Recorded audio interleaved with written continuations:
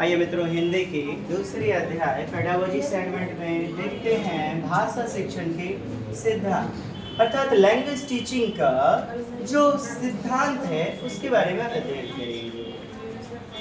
शिक्षण क्या है? शिक्षण सामाजिक प्रक्रिया, समाज से सीखते हैं। ये शिक्षक समाज के ही तो अंग हैं। विद्यालय, कॉलेज, यूनिवर्सिटी, मम्मी पापा, समवयस्क, दोस्त मुहिम, सभी तो समाज के ही अंग हैं। तो प्रक्रिया सामाजिक है, मतलब सिखाना, अर्थात शिक्षण का मतलब है सिखाना। तो जिसमें शिक्षक और छात्र पाठ्यक्रम के माध्यम से एक दूसरे से आदान प्रदान करते हुए जुड़ते हैं। किसके? करिकुलम सिलेबस के माध्यम से, कोई पाठ्य वस्तु के माध्यम से परस्पर अंतःक्रिया करते हैं, आदान प्रदान करते हैं, जुड़ते हैं।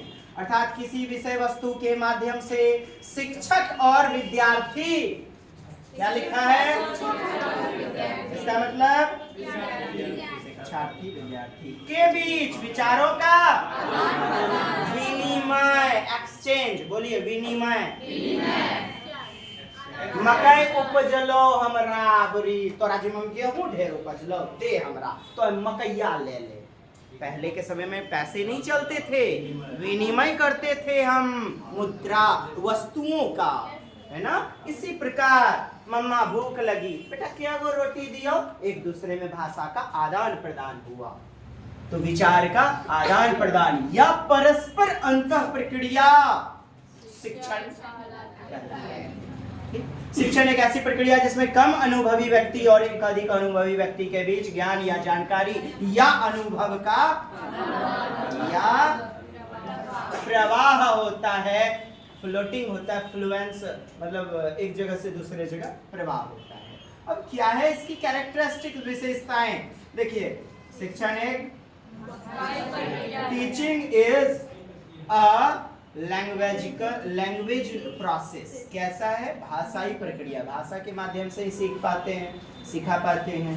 भाषा एक कैसी प्रोसेस है? सोशल प्रोसेस है। भाषा एक अंतःक्रिया है, ये शिक्षण एक अंतःक्रिया है। टीचिंग एक, मैं जो पढ़ा रहा हूँ ये भी एक आर्ट है। कैसे आप अपने विद्यार्थी मित्रों को बेहतर समझा पाते हो, ये कला है, आर्ट है। शिक्षण एक कला है। इसी को संस्कृत वाले देख लीजिए और इंग्लिश वाले भी गौर फरमा लीजिएगा, देखिएगा। शिक्षण एक अंतःक्रिया है। शिक्षण एक अंतःक्रिया अस्ति, शिक्षण एक कला अस्ति, शिक्षण एक विकास की प्रक्रिया है। Teaching is a development of process. Teaching is a development of process, माने मनुष्य शिक्षण, मनुष्य अधिगम करता है और उसका विकास होने लग जाता है। जो जितना शिक्षित होता है धीरे धीरे वह विकास की ओर अग्रसर होता है। मतलब शिक्षण एक विकास की प्रक्रिया है। ध्यान दें, शिक्षण एक घटक या चर, कंपोनेंट किसने दिया? जॉन डीवी ने। अब समझिएगा, शिक्षण के घटक, क्या? शिक्षण के घटक। तो शिक्षक के 3 गो कंपोनेंट होते हैं। शिक्षण के 3 कंपोनेंट। शिक्षण एक त्रि-आयामी प्रक्रिया है। कितने आयाम होते हैं? शिक्षक, विषय वस्तु, विद्यार्थी। शिक्षक विषय वस्तु के माध्यम से विद्यार्थी तक पहुंचता है। त्रिध्रुवीय, थ्री डायमेंशनल, त्रिविमीय व्यवस्था टीचिंग है। संस्कृत में खूब आया इस बार। आइए देखिएगा, पढ़िएगा तो क्या लिखा गया है। शिक्षण के घटक या चार components variables of teaching John Dewey. बोलिएगा।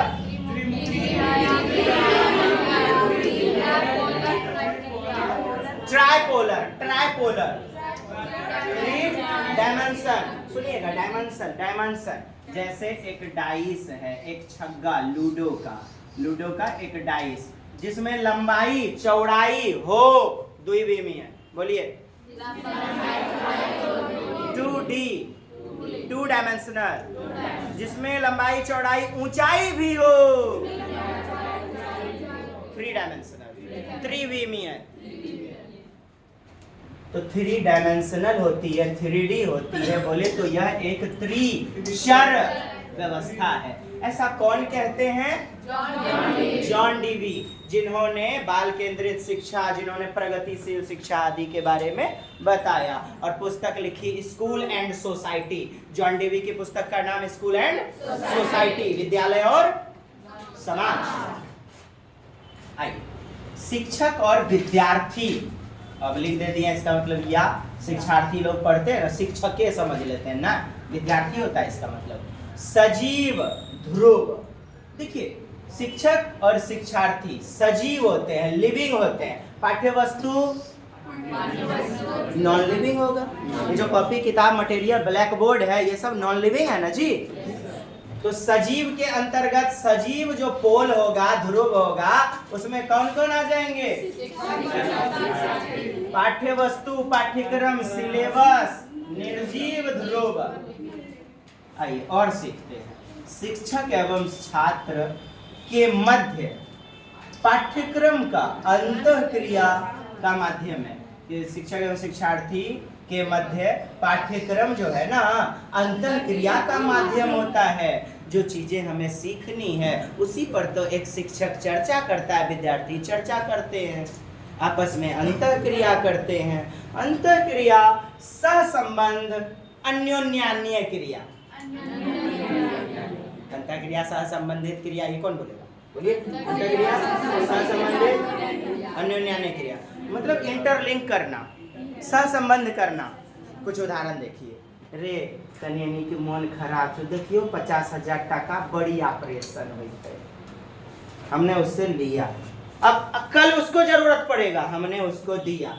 आदान प्रदान ही क्या कहलाता है? अंतःक्रिया। 3 चरों का वर्णन इस प्रकार है। स्वतंत्र चर, क्या? शिक्षक जैसे मन तैसे बेस्ट ढंग से पढ़ाएगा। स्वतंत्र चर पूछ लिया है इस बार ऑनलाइन में, ये पिछले ऑनलाइन में। इंडिपेंडेंट वेरिएबल होता है, मतलब नॉट डिपेंडेंट। कौन? शिक्षक को क्या बोलिएगा? स्वतंत्र चर। क्या बोलिएगा? आश्रित करेगा। बोलिए। विद्यार्थी आश्रित रहता है। विद्यार्थी शिक्षक या विषय वस्तु पर आश्रित रहता है। डिपेंडेंट वेरिएबल, आश्रित चर, स्वतंत्र चर। शिक्षक, शिक्षक कैसा चर होगा? स्वतंत्र चर। विद्यार्थी कैसा चर होगा? विद्यार्थी, स्टूडेंट, पुपिल, शिक्षार्थी कैसा होगा? आश्रित चर, डिपेंड करेगा, डिपेंडेंट। ठीक। अब देखा, हस्तक्षेप या मध्यस्थता, मीडिएटर का भूमिका निभाएगा। इंटरवेनिंग वेरिएबल, पाठ्य वस्तु, सिलेबस, टीचिंग मेथड। लीजिए किताब। हम दोनों के बीच में कौन है? बोलिए तो। मुझे बोलिए। स्वतंत्र चर, शिक्षक स्वतंत्र चर। बोलिए। डिपेंडेंट चर, आश्रित चर। विद्यार्थी, बोलिए। विद्यार्थी, बोलिए। मध्यस्थ की भूमिका निभा रहा है, मीडिएटर का, इंटरवेन कर रहा है। बोलिए। मध्यस्थ चर, मध्यस्थ चर। पाठ्य पुस्तकें, शिक्षण सूत्र, ज्ञात से अज्ञात, मूर्त से अमूर्त की ओर, ये 3 चीजें याद रही? बैठी। आश्रित करेगा विद्यार्थी, आश्रित चर है। स्वतंत्र है शिक्षक, बेस्ट रणनीति से जैसे मन तैसे, कभी किताब से पढ़ा देगा, कभी बोर्ड से, कभी प्रोजेक्टर से, कभी मानचित्र से, स्वतंत्र है। और मध्यस्थ में क्या हो जाएगा हमारा? मध्यस्थ की भूमिका निभा रहा है हमारा हस्तक्षेप चर। कैसा चर? हस्तक्षेप चर, मध्यस्थ चर। शिक्षण सूत्र, पाठ्य वस्तु, विषय वस्तु, टीचिंग मेथड, ये सारी चीजें, टीचिंग रणनीतियां, ये सब मध्यस्थ की भूमिका निभाती है। ये कौन कह रहे हैं? John Dewey. कौन कह रहे हैं? John Dewey. चलिए, इतनी बातें भी हमने सीख ली हुई हैं। आइए आगे देखते हैं। शिक्षण के प्रवाह के लिए, यानी शिक्षण टीचर से विद्यार्थी में जाता है, विद्यार्थी से कुछ कुछ टीचर भी सीखते हैं। तो प्रवाह के लिए अत्यावश्यक माध्यम के रूप में कार्य करने वाला घटक शिक्षण का सिद्धांत है, शिक्षण सूत्र है, शिक्षण की विधियां हैं, शिक्षण सहायक सामग्री, टीचिंग लर्निंग मटेरियल। होती हैं, जिसका कि वर्णन हम आइए देखते हैं। क्या पढ़ रहे हैं प्रमुख सिद्धांत? बोलिएगा या बोलिए कैसा सिद्धांत? नेचुरलिटी। बच्चे को कैसे सिखाना चाहिए? स्वाभाविक सिखाना चाहिए, बाह्य जिंदगी से जोड़ के, एक्सटर्नल वर्ल्ड से कोरिलेट करके। बोलिए संदर्भ से जोड़कर, संदर्भ से संलग्नता के साथ।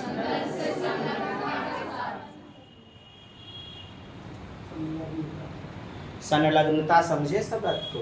संलग्न माने जोड़ देना, संलग्न कर देना, संलग्न कर देना, संलग्न। चलिए देखिए, भाषा एक स्वाभाविक प्राकृतिक क्रिया है। बच्चा समाज में रहकर भाषा का अर्जन करता है, यानी टीचिंग को समाज से जोड़ते हुए सिखाना चाहिए। बालक सुनकर, पढ़कर, ग्रहण करके स्वाभाविक रूप से भाषा को अर्जित करता है। एक भाषा शिक्षक को स्वाभाविक के साथ बाह्य वातावरण से, समझ गए इस बात को? स्वाभाविकता का सिद्धांत यानी बाह्य जिंदगी से जोड़ के पढ़ेगी। बच्चा समाज से सीखता है, समाज की बातों को बताइए, समाज से जोड़ते हुए। बच्चा वो आप बोलिएगा वृत्ताकार मार्ग। बोलिएगा क्या? वृत्ताकार अलंकारिक शब्द है। बोलिएगा कठोर शब्द है, किताबी शब्द है, बच्चा नहीं समझेगा। बच्चे को समाज से जोड़ते हुए सिखाइए। रे नो घर कौवा चलाया है रे, गोल गोल जो रहता है रे, रोटी खाया है, गोल गोल, गोल गोल समझेगा। और संदर्भ से जोड़िए, घर कौवा, सीख पहिया, बच्चा समझेगा। समाज की समझ यानी अर्थ विकसित करने वाली भाषा का प्रयोग, ना कि अलंकारिक भाषा, कठोर भाषा कि वृत्ताकार। वृत्ताकार, वृत्ताकार बच्चा क्या जान गया? वृत्ताकार बाद में बताइए, पहले सरल चीज बताइए, तब कठिन जटिल, है ना?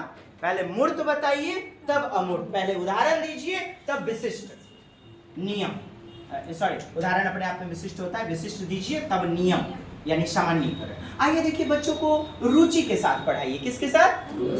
और क्लास में एब्सेंट है रुचि, तब प्रशांत के साथ पढ़ाइए, है ना? इंटरेस्ट, प्रिंसिपल ऑफ इंटरेस्ट पढ़ लीजिए। तो एक बार हम कुछ ही पढ़ाऊंगा, इतने पढ़ के आप लोग समझ गए।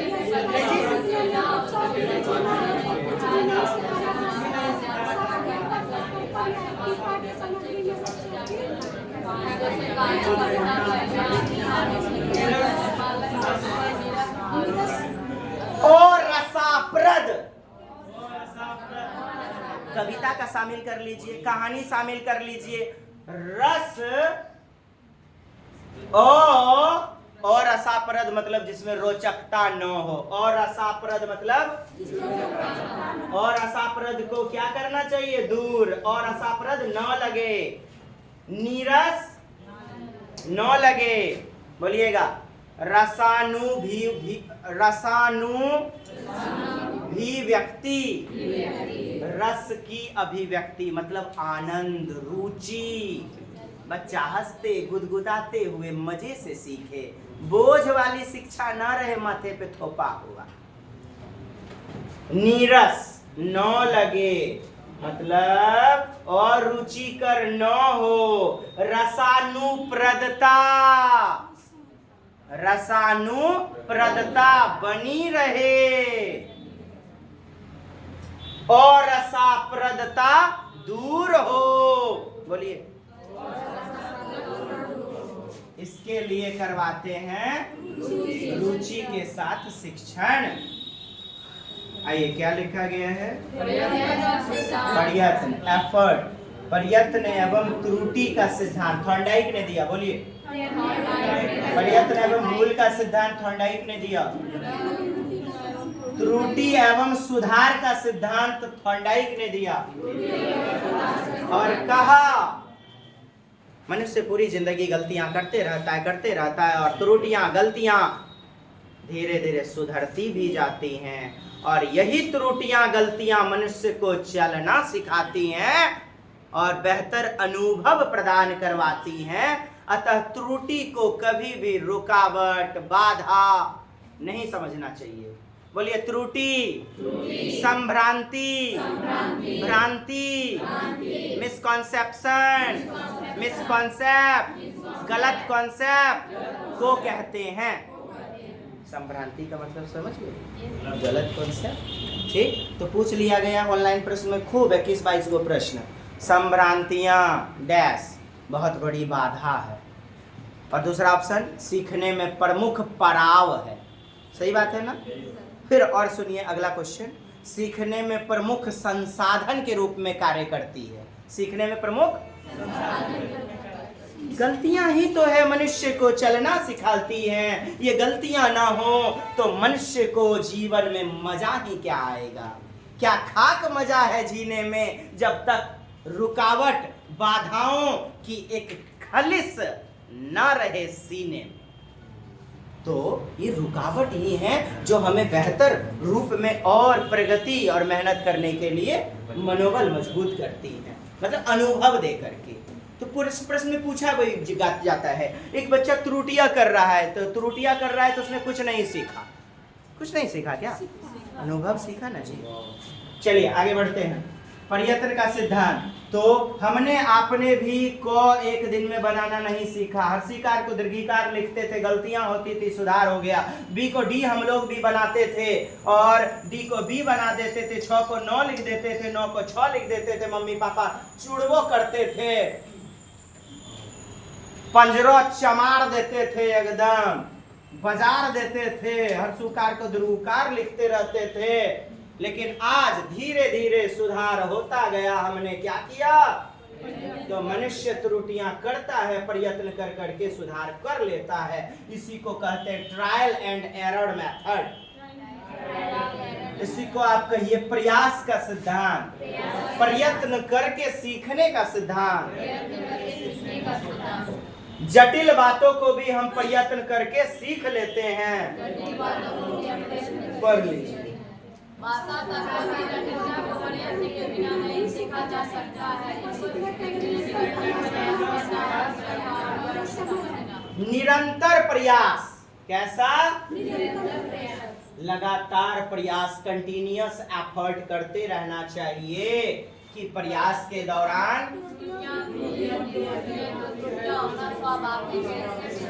हेलो त्रुटियां दिया गया था एक क्वेश्चन में। त्रुटियां भयंकर भूल हैं, त्रुटियां अभिशाप हैं। उत्तर क्या होना चाहिए? त्रुटियां नेचुरल है साहब। बिजनेस भी करोगे तो लॉस भी लगेगा, पढ़ोगे तो थोड़ा घाटा भी लगेगा, माने गलतियां भी होंगी। और सुनिए त्रुटियां हैं, त्रुटियां हैं। लिखा गया था औचर। बोलिए औचर का मतलब जो चढ़े नहीं। गैया चर, भैंसिया चर, घूमी घूमी चर, एक जगह नहीं चर। बोलिए यानी जो बदल जाए वो चर कहलाती है। जो न बदले क्या त्रुटियां नहीं बदलती हैं? मैडम हेलो, क्या त्रुटियां बदलती हैं? तो त्रुटियां क्या होगी? है कि है?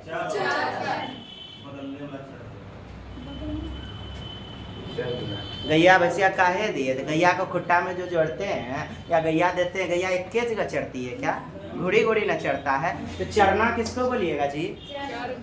कि औचर पढ़े हैं वहाँ पर हैं?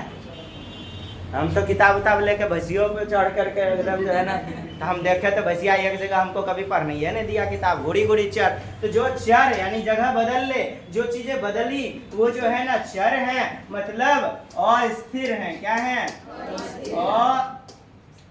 अस्थिर यानी जो बदल जाए, अस्थिर। और जो अचर का मतलब स्थिर। अचर का मतलब स्थिर, जो न बदले। तो त्रुटियां जो होती है वो स्वाभाविक होती है, मतलब चर होती है। कैसा होता है? अब नोट्स बनाइएगा तो ये चीज नहीं लिख लीजिएगा जी। चर के बगल में लिख सकते हैं गाय भैंस बकरी घूम घूम के चढ़ती है, मतलब एक जगह नहीं, मतलब जगह बदल लेता है। ओ मतलब गलती त्रुटि भी तो बदलते रहता है। अच्छा अच्छा अच्छा, चर है ना, ये सर टेक्निक बता। चर का मतलब अस्थिर होता है। अच्छा अब समझ गए, नोट्स में लिख लीजिए इसको, ठीक है। चलिए देखिए, पढ़िए तो, त्रुटियां होना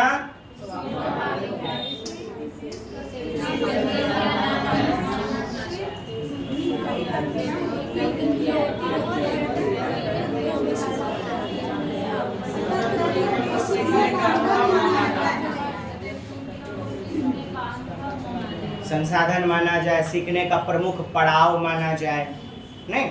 चलिए आगे देखिएगा, जीवन से संबंधित करने का सिद्धांत मतलब प्रिंसिपल ऑफ जीवन से जोड़कर सिखाइए, बाह्य जिंदगी से सहसंबंध करके। अब यही चीजें कोरिलेशन विथ लाइफ जो है ना पूछ लिया जाता है इंग्लिश में, यही चीजें जीवन से संबंधित करने का सिद्धांत अंतर संबंध संस्कृत में ले लिया जाता है। तो यहाँ पर बेहतरीन कर लें, वहाँ पर मदद मिलेगी। या क्रियाएं बच्चे के दैनिक जीवन से संबंधित होती हैं, मतलब जो विषय या क्रियाएं हैं ना, ये सब ना दैनिक जिंदगी से जोड़ के शिक्षण करवाइए। चैप्टर क्या पढ़ रहे हैं? शिक्षण। हाँ, गल पर से हाथ हटा लीजिए। शिक्षण का सिद्धांत पढ़ रहे हैं। हाँ, तो शिक्षण का सिद्धांत दैनिक जिंदगी से जोड़ते हुए होना चाहिए। आइए देखते हैं, जो विषय या क्रियाएं बच्चों की दैनिक जीवन से संबंधित होती हैं तो वे ना उन्हें जल्दी सीख लेते हैं। अतः अध्यापक को पढ़ाते समय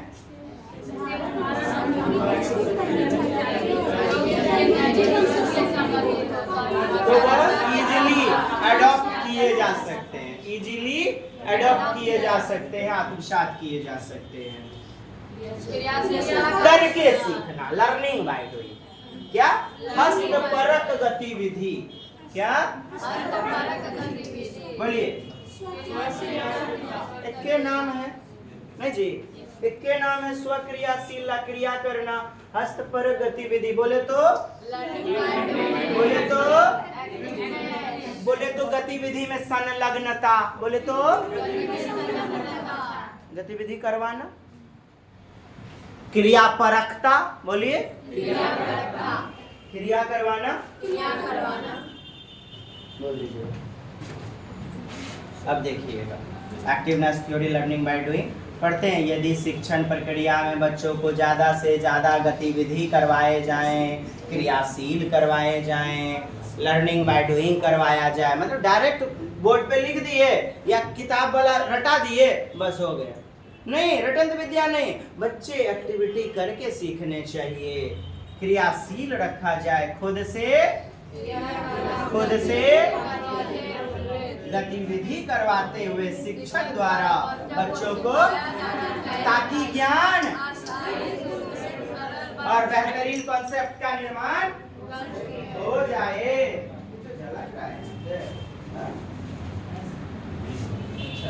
पढ़ रहे हैं जैसे कि कुछ बुझा रहा है। अच्छा सर बताए कि ताकि ज्ञान अस्थाई, सुदृढ़, सरल बन जाए। ओ सही है, हम जब खुद से कोई चीज करते हैं तो लॉन्ग लास्टिंग, अस्थाई रह जाता है। सुदृढ़ यानी कि प्रबल, सरल, वो आसानी से सीख जाते हैं। अच्छा, चिरस्थाई, सुदृढ़, सरल बन सकता है। और संप्रत्यय, वो संप्रत्यय मतलब कॉन्सेप्ट, अवधारणा माने नॉलेज का निर्माण उतना ही होगा। अच्छा, बुद्धि भी बढ़ेगी, सृजनात्मकता बढ़ेगी, क्रिएटिविटी। मैंने जो ऑप्शन में रहेगा रचनात्मकता, सृजनात्मकता, संप्रत्यय का विकास, अधिगम विस्तार। अच्छा, लर्निंग बाय डूइंग क्रियाशीलता से अधिगम विस्तार भी होता है। ओ यह बोर्ड पे लिखल है ना। अच्छा ठीक, समझ गया मैं। क्रियाशीलता का सिद्धांत मतलब बालक न सक्रिय एक्टिव बन करके, क्रियाशील एक्टिव बन के न करते हैं। मैंने निष्क्रिय जहां मिल जाए सीटेट में तुरंत गलत कर देंगे। निष्क्रिय सहभागी, इनएक्टिव, एक्टिव रहना चाहिए बच्चा, सक्रिय, एक्टिव, पार्टिसिपेंट। बोलना है। ऐसा नहीं दीजिए कि ठगाए नहीं है तो फिर नहीं बोलेंगे, कुछ लेके चलना चाहिए, को 2 दिन कम से कम। एक्टिव पार्टिसिपेंट के साथ ज्ञान का सृजन कर सके, न कि सुने जा रहे हैं, मैं प्रश्न पूछ रहा है। खाली एकदम बेबी डॉल की तरह बैठा है। बेबो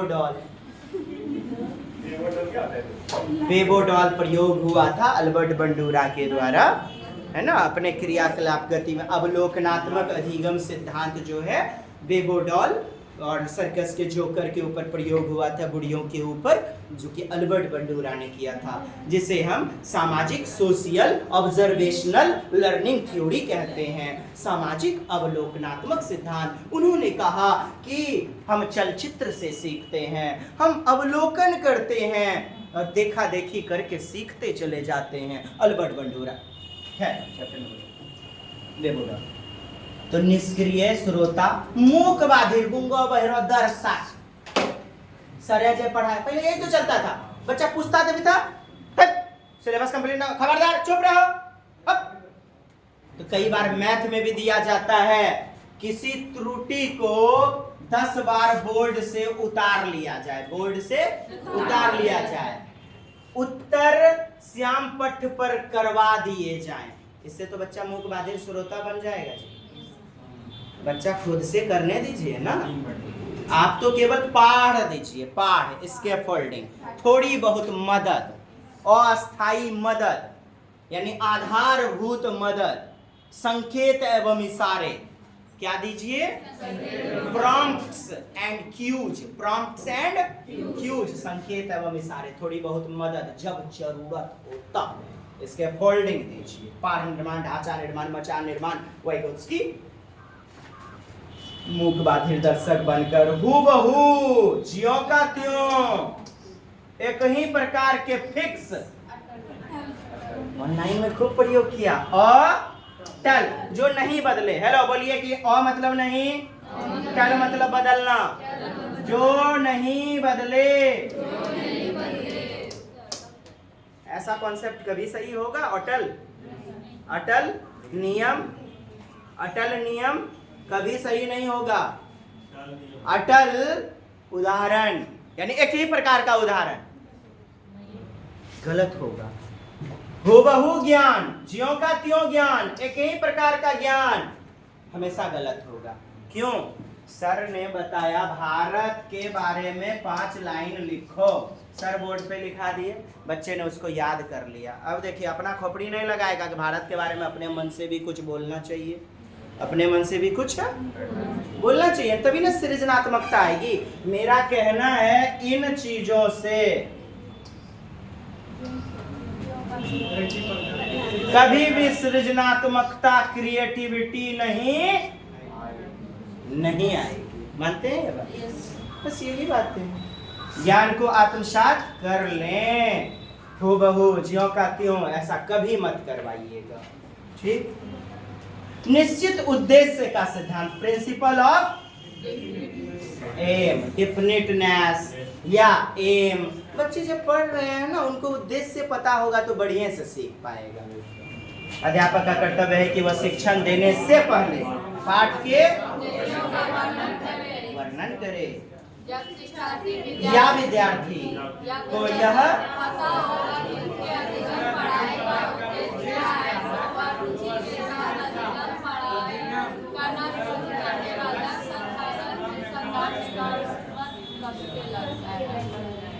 उद्देश्य क्या है? तो वह रुचि के साथ अधिगम पढ़ाई करना शुरू कर देगा।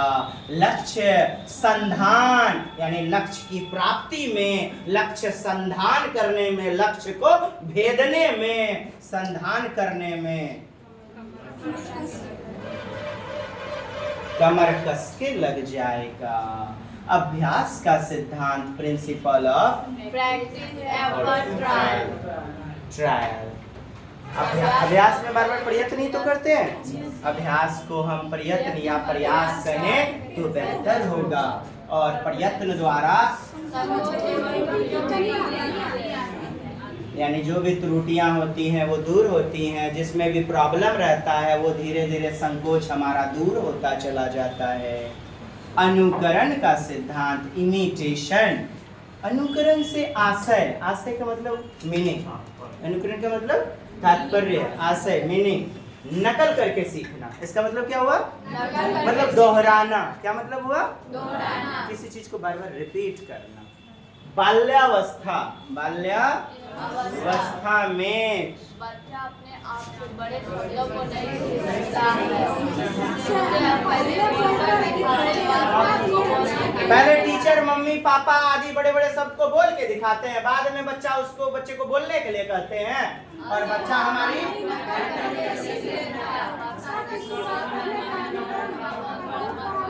कहने का मतलब है अनुकरण। शुरू में बच्चा पापा पापा पापा, जब बोली भी नहीं फूटता है तो 2 4 10 बार मम्मी पापा बोलते हैं, तब बच्चा धीरे धीरे वह बोल पाता है ना।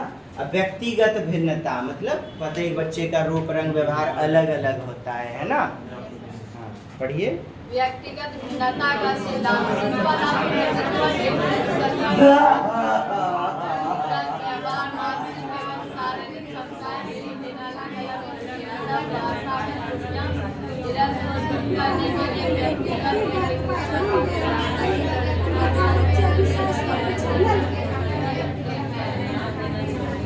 वही बातें प्रत्येक व्यक्ति यानी बच्चा जो भी है, प्रत्येक बच्चा अपने आप में क्या होता है? भिन्न होता है।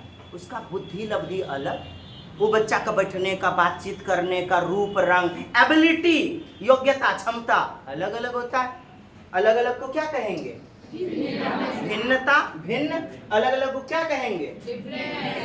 अलग अलग को हम मतभेदता भी कहेंगे। क्या कहेंगे? अलगाव, यानी अलग अलग होना, समानता नहीं।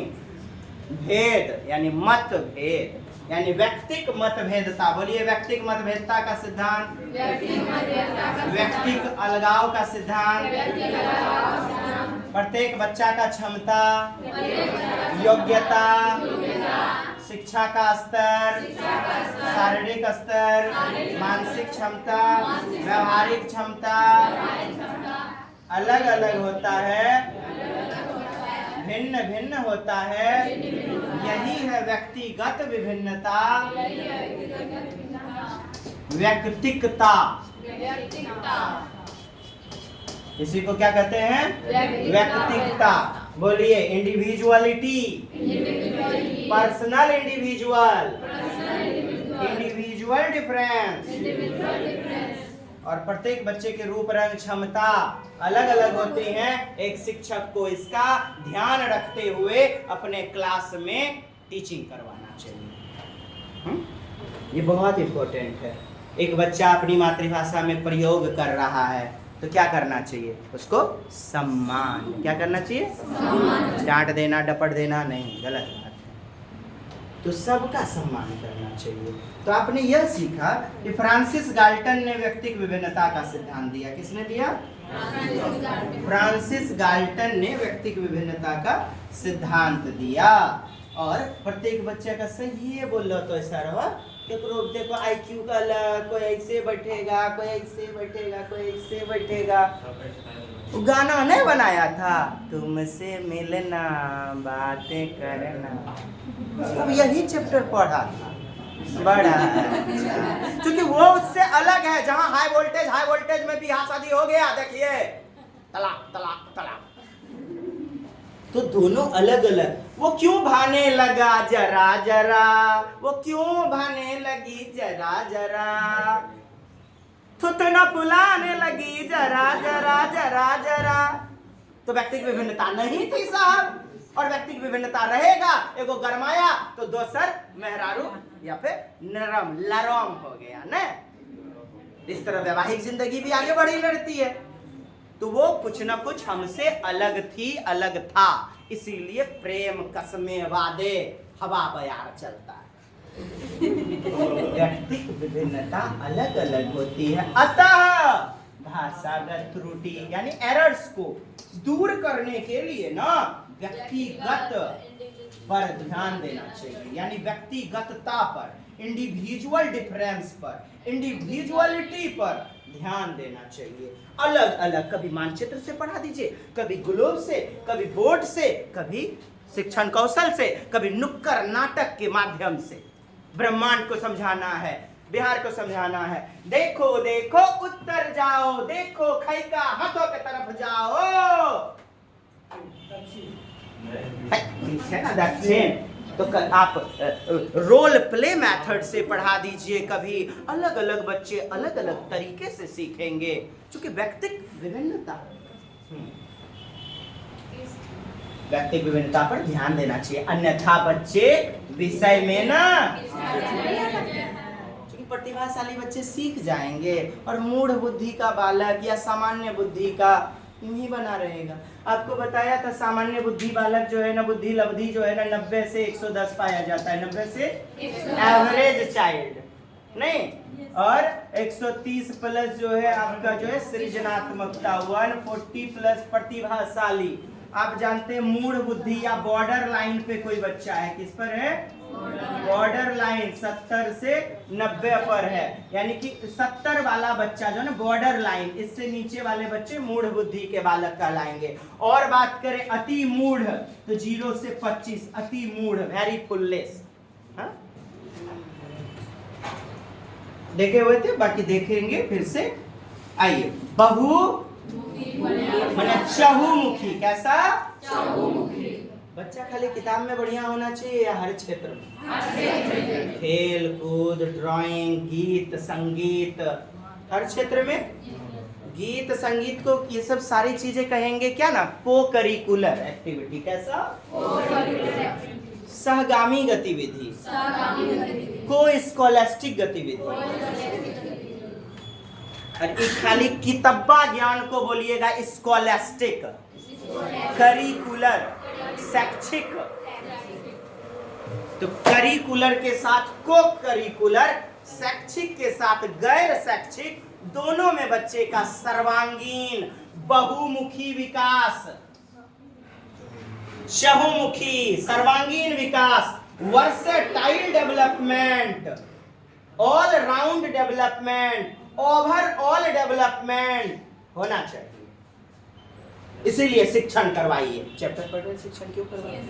अपने शिक्षण को सरल एवं सुगम आसान बनाने के लिए अध्यापक को बहुमुखी प्रयास का सिद्धांत अपनाना चाहिए। बहुमुखी सिद्धांत समझ गए आप?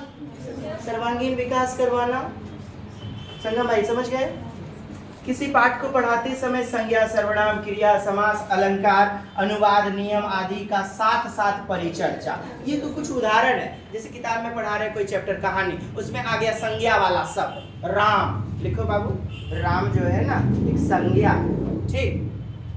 तो साथे साथ परिचर्चा करवा दिए, तो इससे बच्चा का लगले लगल बहुमुखी वर्सेटाइल डेवलप हो जाएगा, यानी बहुमुखी बन जाएगा।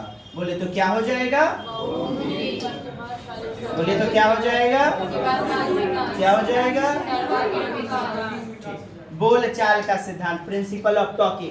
एक बच्चा दूसरे समवयस्क से, दूसरे बच्चे से यदि सामाजिक संपर्क में बोलचाल करेगा, जितना ज्यादा करेगा उसका उतना बेहतरीन भाषा होगा डेवलप। मानते हैं इस बात को? उसका भाषा उतना ही बेहतरीन होगा जब वह समवयस्कों के साथ बोलचाल करेगा। समवयस्क कहाँ से? अंतरिक्ष से आएंगे जी। दोस्त, मुहिम, मम्मी, पापा, सखा, टीचर, ये सभी सामाजिक लोग ही तो हैं, यानी सामाजिक संपर्क में बेहतरीन सीखा जाएगा। तो ज्यादा से ज्यादा बोलचाल के अवसर दिया जाना चाहिए। परिस्थिति या परिवेश या वातावरण या माहौल कैसा उत्पन्न की जाए, जिससे बालक की भाषा का विकास वास्तविकता के साथ अधिकारिक। 12 नियोजन या योजना बनाना। टीचर जब भी पढ़ाए ना एक प्लानिंग के साथ पढ़ाए, आप नियोजन करो। अध्यापक को एक योजना के पश्चात शिक्षार्थी का अधिगम कराना चाहिए, ध्यान रखें, ठीक। इसमें कुछ बातों का ध्यान, जैसे कार्य विश्लेषण, शिक्षण उद्देश्य की पहचान, उद्देश्य का निर्धारण, जीवन में सार्थक कितना है, ये चीज। कहने का मतलब है आप गुण अवगुण को जान रहे हैं, जांच पड़ताल कर रहे हैं, फिर उद्देश्य क्या होगा, ये जो मैं पढ़ाऊंगा, उद्देश्य का निर्धारण, जीवन में कितना सटीक हुआ, सार्थक हुआ। प्रेरणा, मोटिवेशन या अभिप्रेरणा का सिद्धांत। अभिप्रेरणा समझ रहे हैं कि मुख्य केंद्र बिंदु होगा, मूल तत्व होगा। आप में अभिप्रेरणा खत्म, कहानी खत्म। उसके बाद घर में एब्सेंट करके बैठने की आदत हो जाएगी। रुचि जागृत होने पर ही तो बोलिए पहले क्या आता है? तब जागेगी अभिप्रेरणा। मतलब अभिप्रेरणा भी दो प्रकार होगा, एगो आंतरिक होगा, एगो बाह्य। बाह्य में जैसे पुरस्कार, दंड, ये सब क्या है? बाहरी समाज ने बनाया। अभिप्रेरणा मतलब आंतरिक बल, इंटरनल फोर्स, जिससे अभिप्रेरित होकर बालक लक्ष्य केंद्रित बनता है। वह मूल्य कैसा? नैतिक मूल्य, सामाजिक मूल्य, चारित्रिक मूल्य का विकास होता है। अतः हे अध्यापक बुझला है राजा,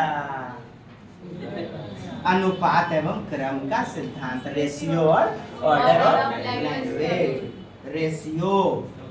रेशियो देखिए, अनुपात क्या है?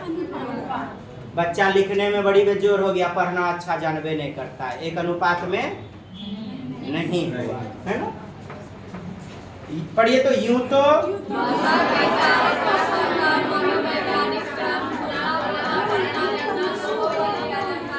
भाषा के 4 कौशल कौन कौन से? LS, listening, speaking, reading, writing. परंतु एक भाषा शिक्षक को चारों कौशलों को, ये मनोवैज्ञानिक क्रम है। आपसे पूछा जाए कैसे सिखाना चाहिए, तो साथ ही साथ सबको, मैं यहाँ पढ़ रहा हूँ, लिख भी तो रहा हूँ, मैं सुन भी तो रहा हूँ, बोल भी रहा हूँ, चारों कौशल एक साथ हुआ। साहब एक अल्लाह के लिए कहाँ से पढ़ा पाएंगे आप? अंतर संबंधित करके सिखाना चाहिए। कैसे? एकीकृत करके। कैसे? इंटीग्रेट करके। कैसे सिखाना चाहिए?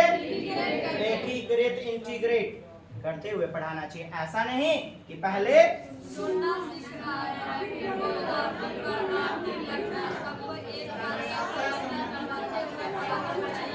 ओके, आप समझ चुके हैं। लोकतांत्रिक, प्रजातांत्रिक या फिर इसी को क्या कहेंगे? बाल केंद्रित या शिक्षार्थी केंद्रित सिद्धांत, चाइल्ड सेंटर्ड। बोले तो डेमोक्रेटिक प्रिंसिपल। बच्चा जो है केंद्र बिंदु होगा, यानी बच्चे की रूप, रंग, व्यवहारिक क्षमता सबका सम्मान करते हुए पढ़ाया जाएगा। तो देखिए क्या है, बच्चा जो है केंद्र में रहेगा, अर्थात केंद्र, सेंटर में, अर्थात पाठ्य पुस्तक कैसी होना? शिक्षक की रणनीति कैसी होना? मारपीट वगैरह, डांट फटकार बेंच पे खड़े करना, वरना शिक्षक केंद्रित हो जाएगा। कैसा हो जाएगा? आइए, पाठ्यक्रम या शिक्षक की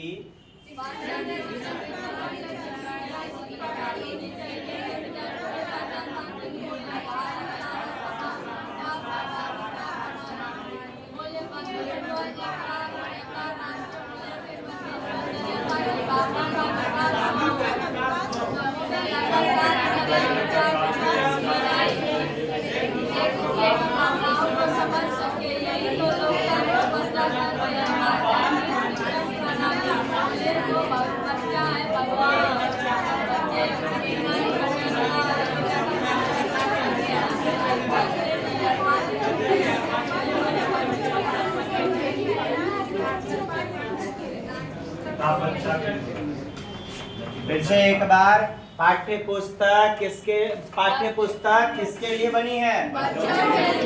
नौ की, यानी लर्निंग विदाउट बर्डन, बिना बोझ के शिक्षा। ये लाइनें आ चुकी हैं आपसे कई बार।